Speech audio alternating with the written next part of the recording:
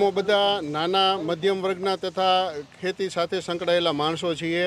બાળકોના અભ્યાસાર્થે અને ધંધાર્થે અહીંયા અમે સિટીની આજુબાજુના વિસ્તારમાં બધે અમે ફ્લેટો લીધેલા છે. પણ છેલ્લા કેટલાક સમય થયા બધે ફ્લેટમાં વીજ કનેક્શનો આપવાનો મનાઈ હુકમ આવેલો છે અને વીજ કનેક્શનો મળી નથી રહ્યા. એટલે અમારે અહીંયા ભાડે ફરજિયાત રહેવાનો પ્રશ્ન ઉપસ્થિત થયો છે અને હાલમાં ભાડે રહીએ છીએ, એનું ભાડું ભરી છીએ અને નવા જે ફ્લેટો લીધા છે એના અમારા હોમ લોનના હપ્તા પણ ચાલુ થઈ ગયા છે. એટલે મોટી આર્થિક સમસ્યાઓનો સામનો કરવો પડે છે, બાળકોનો અભ્યાસ બગડે છે.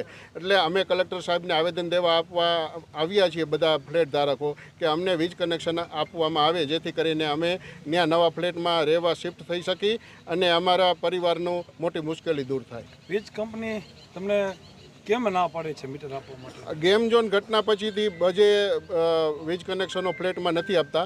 નીચેના સિંગલ પાર્કિંગના કે એમાં વીજ કનેક્શનો આપે છે તો એમાં બી માણસ રહે છે અને ફ્લેટમાં પણ માણસ રહે છે. અમો નાના અને મધ્યમ વર્ગના માણસો છીએ, અમારો મોટી મુશ્કેલી છે. એટલે અમે કલેક્ટર સાહેબને રજૂઆત કરવામાં માટે આવીએ છીએ અને અમને આશા છે કે કલેક્ટર સાહેબ અમારી મુશ્કેલી દૂર કરશે.